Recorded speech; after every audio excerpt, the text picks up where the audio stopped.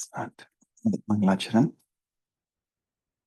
Vandeham Shri Guru Shri Yutapadakamalam Shri Gurun Vaishnavamscha Shri Rupam Sagrajatam Sahagana Raghunathanvatam Tam Sajivam Sadvaitam Savadhutam Parijana Sahitam Krishna Chaitanya Devam Shri Radha Krishna Padan Sahagana Lalita Shri Vishakhanvitamscha नमां विष्णुपादाय कृष्णपृष्ठाय भूतले श्रीमते भक्तिवेदान्त स्वामिनिति नामिने नमस्ते सरस्वती देवे गौरवाणी प्रचारिणे निर्विशेष शून्यवादी पाश्चात्यदेशतारिणे जय श्री कृष्ण चैतन्य प्रभु नित्यानंद श्री अद्वैता गदाधर श्रीवासादि गौर भक्तवृंद हरे Krishna Krishna Krishna Hare Hare Hare Rama, Hare Rama, Rama Rama, Hare Hare. Hare Krishna. Welcome everybody. Thank you for being here. And it is the most auspicious appearance day of none other than Lord Shri Krishna Chaitanya Mahaprabhu. Mahaprabhu ki jai. So he came to give us the most simple, sublime, and sweet process of realizing God through the process of Harinam, by chanting the glories of the holy names. So this is the yajna for this day and age in Kali, Kalau Tad Harit Kirtanat. So we are all participating in that Mahayajna by giving our ahuti, by chanting these holy names in the morning. So thank you for your association and taking part in this yajna. Okay, so with that we'll start with our prayer. This week we have been reciting Shri Shachi Sutta Ashtakam, which is the 8 verses glorifying the darling son of Sri Shachi Mata, who is about to be born today. So Sri Chaitanya Mahaprabhu appeared on a full moon, bright full moon, golden moon day. The moonrise is going to happen this evening. We're going to have a wonderful celebration at our center. So let's pray to Sri Chaitanya Mahaprabhu that may he become visible before the path of our eyes, just like Sri Rupa Goswami was praying last week. And today is that glorious day. Anybody who would like to sing? I think Meenakshi Moini, you said you wanted to sing today. Hare Krishna, yes, Prabhu, I can sing. Okay, so I posted the link in the chat. Yeah.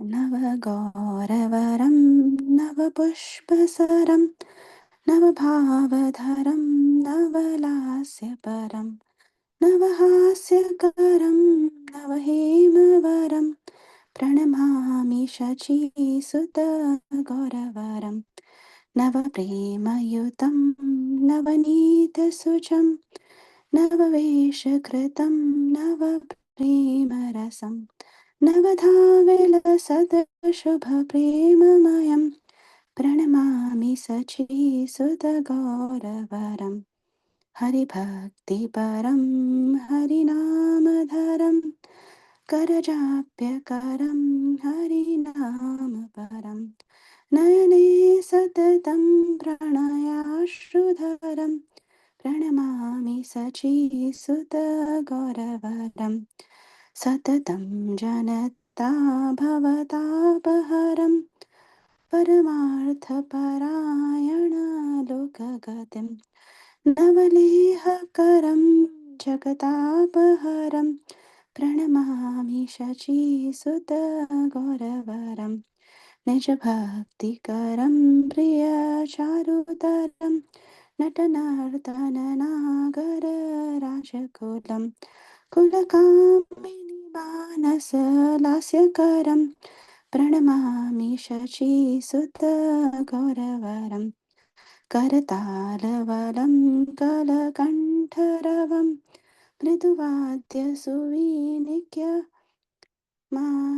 सुविनिक्यया मधुरं निजभक्तिगुणावृतनाट्यकरं प्रणमामि शचीसुतगौरवरं युगधर्मयुतं पुनरनन्तसुतं धरणीषु चित्रं भवभावोचितं तनुध्यानचितं निजवाससुतं प्रणमामि शचीसुतगौरवरम् अरुणं नयनं चरणं वसनं वदने स्खलितं स्वक्यनामधरं कुरुते कुरुते सुरसं जगता जीवनं प्रणमामि शचीसुतगौरवरं प्रणमामि शचीसुतगौरवरम्। श्री सची माता की जय, श्री चैतन्य महाप्रभु की जय, श्रीला सार्वभौम भट्टाचार्य की जय। Hare Krishna. Thank you so Hare much. Krishna. Thank you. Yes, can I read the translation today? Yeah. I can read, Prabhuji. Prabhuji. Oh, okay, go ahead, Prabhuji. Oh, okay. Three associates of Hare Mahaprabhu Krishna. are ready to good. You can go ahead, Mataji, if you want. Oh, okay, Prabhuji. Hare Krishna. Hare Krishna. Translation. His complexion is the hue of fresh cream tinged with kumkum. He is the ever fresh Cupid who shoots arrows of newly blossoming flowers. He bears newer and newer moods of emotional ecstasies. He is fond of performing novel dances. He makes ever new jokes that cause much laughter. His brilliant luster is like freshly cast gold. I bow down to Gaura, the beautiful son of Mother Sachi. Second, he is endowed with ever fresh love of Godhead. His radiant luster is like the color of fresh butter. His fresh attire is arranged in ever new fashions. He relishes ever new mellows of love for Krishna. He shines in ninefold new ways while executing the ninefold processes of devotion. He is permeated with a most auspicious loving nature. I bow down to Gaura, the beautiful son of Mother Sachi. Third, he is absorbed in devotion to Sri Hari. He maintains the chanting of the names of Hari. While chanting, he counts the holy names on the fingers of his hand. He is addicted to the name of Hari. He always has tears of love welling in his eyes. I bow down to Gaura, the beautiful son of Mother Sachi. Fourth, he is always removing the suffering of material existence for mankind. He is the goal of life for persons who are dedicated to their supreme interest. He inspires men to become like honeybees, eager for the honey of Krishna Prema. He removes the burning fever of the material world. I bow down to Gaura, the beautiful son of Mother Sachi. Fifth, he who motivates pure devotion unto himself, who is most attractive to his beloved servitors. By his dramatic dancing, he exhibits the characteristics of the king of Paramours. He causes the minds of beautiful young village women to dance. I bow down to Gaura, the beautiful son of Mother Sachi. Sixth, he plays kartals as his throat emits sweet melodious sounds, and the vibrant notes of the veena are softly played. He thus inspires the devotees to perform dramatic dancing that is infused with aspects of his own devotional service. I bow down to Gaura, the beautiful son of Mother Sachi. Seventh, he is accompanied by the Sankirtan movement, which is the religious practice for the age of Kali. He is the son of Nand Maharaj, come again. He is the extraordinarily brilliant ornament of the earth. His preaching mood is suitably adapted to the cycle of birth and death. His consciousness is fixed in meditation on his own form of Krishna. He is always accompanied by his transcendental abode. I bow down to Gaura, the beautiful son of Mother Sachi. 8th, his eyes, the sole of his feet, and his clothing are reddish like the color that heralds the rising sun. As he utters his own names, his voice falters. He awakens a sweet flavor to life throughout the universe. I bow down to Gaura, the beautiful son of Mother Sachi. Hare Krishna. Hare Krishna. Thank you, Mataji. As Sri Chaitanya Mahaprabhu awakens pure devotion to himself, he came in the mood of the most purest and topmost of his devotees, Srimati Radharani. So, with that mood, now let's continue to read the biography of another pure devotee of the Lord in the mood of Sri Chaitanya Mahaprabhu. So yesterday we saw how Srila Prabhupada was kind of pained by, while people of India are forgetting their own spiritual Vedic culture, those who were spiritually inclined were also being misled or misguided by impersonalistic and voidistic philosophies that were being preached. And Sri Chaitanya and Srila Prabhupada wanted to preach the purest form of love of Godhead through devotional service, through bhakti, which as Guru Maharaj instructed him. So we'll continue from where we left off yesterday. Anybody would like to read today? Chapter 9, we are reading from where Srila Prabhupada is about to respond to the Bhagavad Week leader. Yeah, I can read, Prabhu. But I have to know where we have to start. Well, I missed yesterday.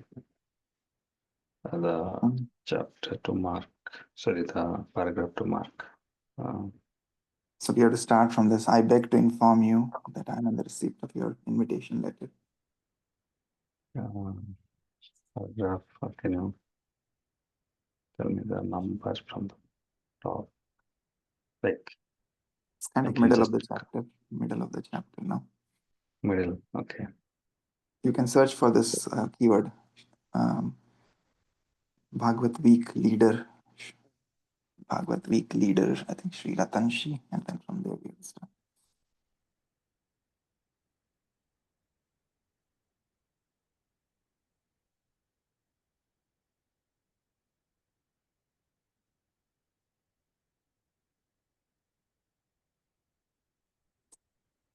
Oh, what is the starting point of the paragraph?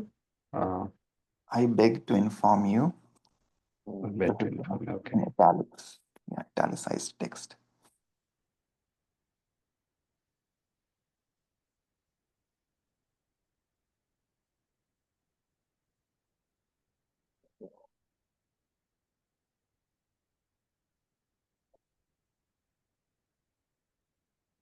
After is,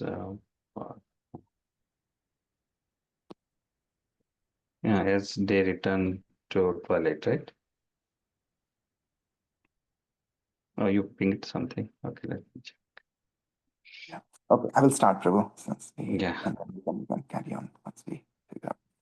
Thank you so much. Okay. I beg to inform you that I am in receipt of your invitation letter in the matter of observing Bhagavad Week through the Secretary of Bombay Spiritual Center. As I know what sort of Bhagavad Week can be observed by the Mayavadis for misleading the innocent public, and therefore I not only restrain myself from attending the function, but also I advise many others not to attend for the very reason that the recitation of the Holy Bhagavad is being performed by men who have no access in this great scripture, in which only the liberated persons who are freed from all present pretentious religiosities can take part. Some friends who attended your Bhagavad Week have told me how the pastimes of Lord Krishna were being wrongly interpreted in your organization on the pretext of saving Krishna from being an immoral personality. To save these foolish audiences in future, Maharaj Parikshit had already asked Sripad Sukadev Goswami to clear the Ras Leela activities of Lord Sri Krishna. The transcendental nature of Ras Leela does not require to be apologized by any Mayavadi. The Leela is what it is. In the shloka number 30, it is forbidden that a mundane person should indulge in hearing Ras Leela or should hear Ras Leela from a mundane person. In your organization, both the audience and the lecturer are mundane persons, and their indulgence in the matter of Ras Leela out of sheer foolishness will result in imitating Rudra, who swallowed up an ocean of poison. Abhay warned that legal action could be taken against such a religious fraud, but Bhagavad Gita continued, and hundreds were cheated. While the professed followers of Vedic culture were being baffled in their allegiance, modern westernized Indians were rejecting Vedic culture as backwards and irrelevant. There was Prime Minister Nehru, who wasn't at all spiritually inclined. He was for modernization and for what Abhay called made in London ideas. At least Mahatma Gandhi, although he had never responded to Abhay's letters, had been spiritually inclined, but not so his follower Pandit Nehru. Still, out of concern for the way India's leaders were rejecting their country's spiritual heritage, Abhay decided to Pandit Nehru. Although in Bombay, Abhay was practically homeless, in August of 1958, he boldly wrote the Prime Minister, expressing his conviction that India's spiritual culture must not only be revived at home but also be distributed to the West. He reminded Pandit Nehru that from ancient Greece down to the atomic age, the Western world had seen only materialism and had therefore never known peace. If Nehru were to continue following the path of materialism, the only results would be strife and war. Therefore, India may not waste her time in imitating the Western way of life. You have admitted it that the position of Indian culture is of high order, but at the same time, you want to bring in material prosperity by scientific advancement of knowledge. But what is that scientific knowledge? Spiritualism is also advanced scientific knowledge. Material advancement of scientific knowledge cannot give even material prosperity to the people in general. Do you think that horseless carriage or telephonic or radio communication or any other such ephemeral facilities of life can bring in material prosperity?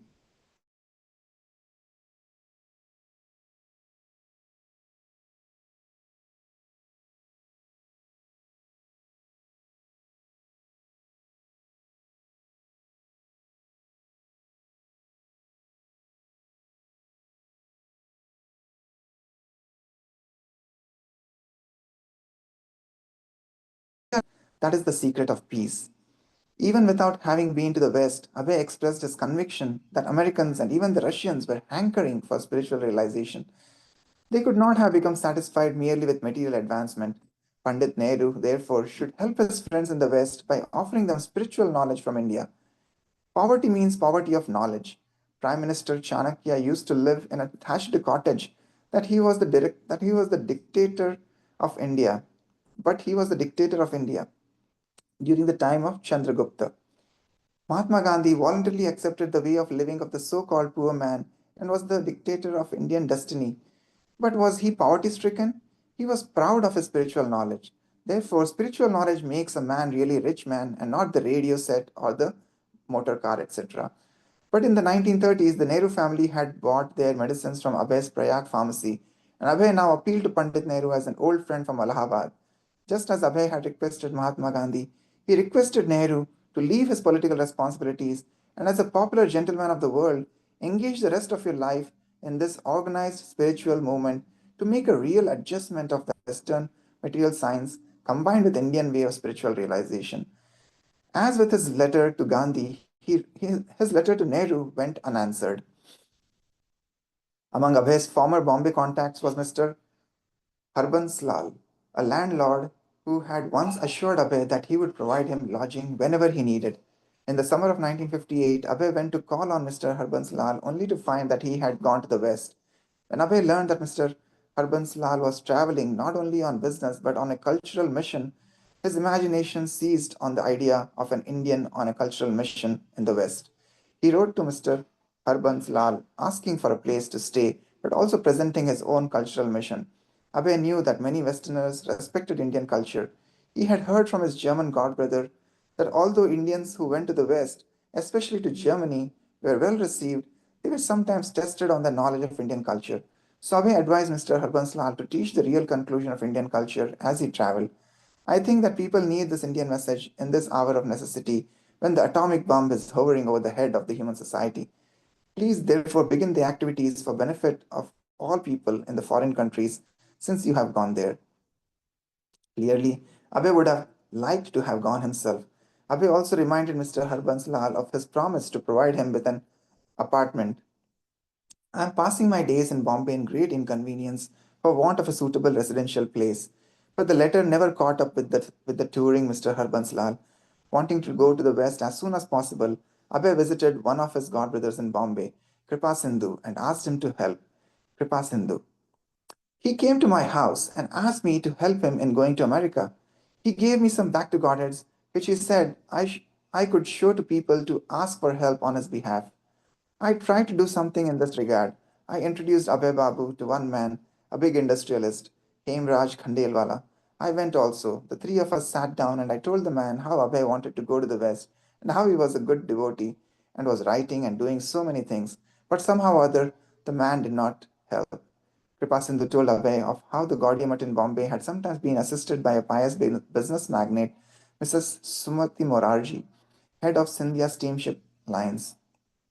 Abhay tried to see her, but was unable. He did, however, see one of Mrs. Morarji's employees, a deputy manager for the Scindia company, who heard him out and, to Abhay's surprise, responded generously. Considering Abhay a genuine sadhu, the Scindia agent offered him a 50% concession on a voyage from India to the United States. He even put in writing. Abhay immediately began arranging for his passport and visa, but he could not raise even the half fare.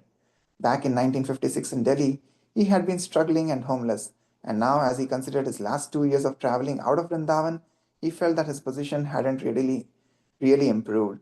Perhaps Krishna didn't want him to succeed in this way, but one positive thing he had gained: determination to go to the West and preach. There he would surely meet with success. Hare Krishna. Pause here. Anybody has any thoughts or reflections from today's reading?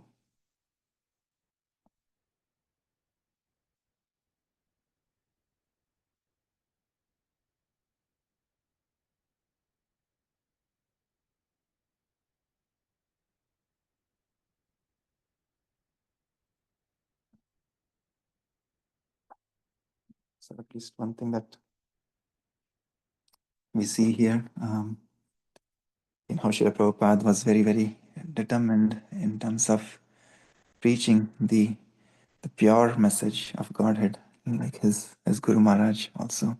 Srila Bhakti Siddhanta Saraswati did not matter to whom he was speaking, but the message was always a pure message that who is God, who are we, what is our relationship with the Lord, right? Not going around the bushes, but coming straight to the point. And we see it time and again, we've been reading all these different wonderful letters that Srila Prabhupada has written to all these different people. And yeah, whether it be the Bhagavad weak leader telling him clearly what is right, what is wrong, or even to the politicians. And just like he did to Mahatma Gandhi, he has been writing to Pandit Nehru. And it is so nice to see, again, if we go back, like that's why I was saying that Lord Krishna orchestrates the lives of his devotees. Like it is so wonderful to see how he remembers, like, how he, during his Prayag pharmacy business, how Pandit Nehru's family used to buy medicines from his pharmacy, right? So he had not forgotten that. And this is the divine arrangement Krishna had made at that time. But yeah, connecting those dots, only when we look back 5 years, 10 years, 15 years, and we see, yes, the progress that we have made and why something happened the way it happened. And yeah, he remembers that, and he's calling himself as a friend of Pandit Nehru, who used to shop at his pharmacy. So yeah, it's just amazing to read this wonderful biography of Srila Prabhupada's journey. Literally almost as if we are going through, yeah, like holding his hands like a small child, walking along with him on this journey. And yeah, how here at the end also he it was mentioned that um,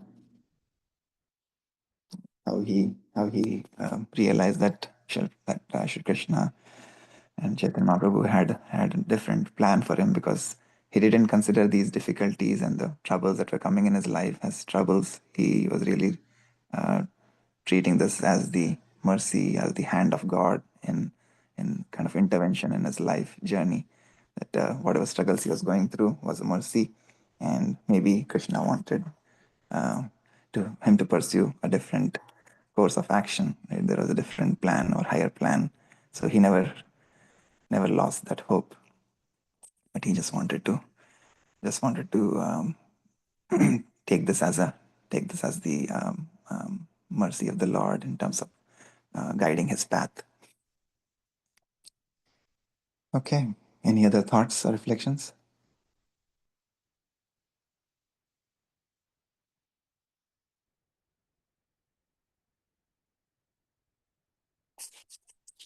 Hare Krishna, Prabhu. Hare Krishna, everyone. Wish you all a very happy Gaur Purnima.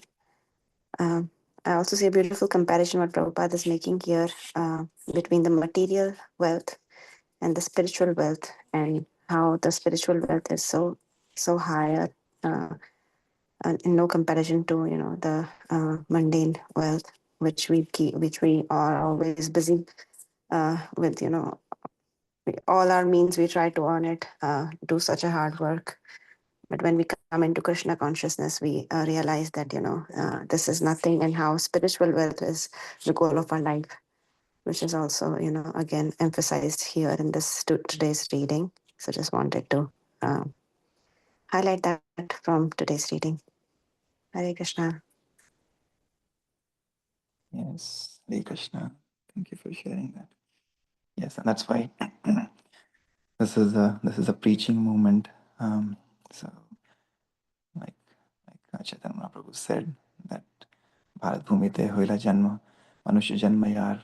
So we have the great fortune of having taken birth in the most holy land of India, Bharat Bhumi, Vrindavan Dham, and the human form to add to it, right? So then he says that Jivan Sarthaka Kari Kar Paropkar, that first we make our own life successful by following in the footsteps of our acharyas, by imbibing their mode, imbibing their teachings. And then we go on and we share this treasure, this wealth with everybody. So that should be the mood, which is what Sri Chaitanya Mahaprabhu came to teach us, which is what Sri Prabhupada taught us. He was always eager to travel and share this real knowledge, the spiritual knowledge, or the spiritual treasure. Just by like he was saying that just by material prosperity also means that people should have at least good food to eat. But with all the scientific advancement, even India was still getting more poor and poor. People didn't even have food to eat. There are a lot of people begging on the streets, right? So yeah, we see to our own city, Cincinnati. Chaitanya Mahaprabhu, like how Chaitanya Mahaprabhu himself traveled. Like the three main places for him were Navadvip, Vrindavan, and Jagannath Puri.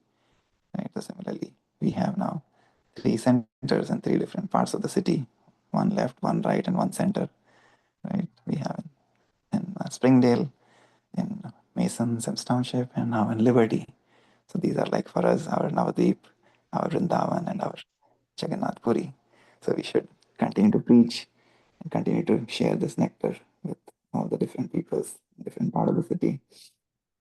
And hopefully, when Chaitanya Mahaprabhu is pleased and our acharyas are pleased, hopefully we'll be able to build a beautiful temple and we'll be able to share the glories even more further, farther, and wider. Yes, thank you so much. Hare Krishna. Anybody else has any other thoughts? No, the comparison you made is very nicely in our segment. So the three places, Springdale and Liberty, and our center. Yeah. Yeah, we used to call our old center as Panchatattva Center. And then our new center as Govardhan Hill. And then the last one is, of course, giving us liberation from this world, the Liberty Center. Thank you to all the devotees, all the hard work. It is all possible only when we all work together. Then the mercy of the Lord flows, mercy of the Acharyas flows when they see that we are all determined, we are all sincerely trying to spread this movement far and wide, then the mercy comes. So it is all because of the collective efforts of all the devotees. No service is small. Somebody who is helping in the cooking, somebody who is helping in the cleaning, somebody who is helping in book distribution, and in sharing this knowledge with their friends, with their families. Our little kids, they are wearing just their shirts. I see Harita and Harshika and many other kids. They're wearing their ISKCON sweatshirts, and then they're going to the school I was asking her the other day, she was saying, yeah, I heard some girls, they were reading behind me. They were trying to read what was written on the shirt, Hare Krishna, Hare, like, they could hear that. So it's just a small gesture, but in whatever way or form or fashion, we are able to spread the glories of the holy name. I think that is very, very important. So thank you to all the devotees, wonderful devotees who have kind of, like I said, given their ahuti in this Sankirtan Yagya, because of which we are able to taste some success. So thank you, Prabhu. Okay. Prabhuji, thanks for your time, effort, reading every day, every time. Like sometimes we may miss, but you are always stick to this time. So really, it will be great. Taking inspiration from all of you. And yeah, thank you for being here. Yeah, this is at least one service, like I said, this is like our some tapasya. This is nothing as compared to what Srila Prabhupada has done, what our acharyas have done, what our gurus have done. But at least one small thing that we can do. So Yes, yeah, whatever is possible as per our capacity, yeah, you should do. We should keep doing. absolutely. Thank you so much. Okay, so with that, we will conclude today. And we are very excited to have our wonderful celebration, Gaura Mahabhishek with Harinam Sankirtan at our beautiful, beautiful center, third center at Liberty today, this evening. So we'll see you all at 6 p.m. today. वाञ्छकल्पतरुभ्यश्च कृपा सिन्धुभ्य एव च पतितानां पावनेभ्यो वैष्णवेभ्यो नमो नमः अनंतकोटि वैष्णव वृंद की जय जगत गुरु श्रील प्रभुपाद की जय निताय गौर हरि हरि बोल हरे Krishna Hare Krishna, Prabhuji. Thank you. Have a great day, everyone. Happy Gaur Purnima. Hare Krishna. Happy Gaur Purnima. Thank you. Hare Krishna. Happy Gaur Purnima. Thank you very much. Hare Krishna.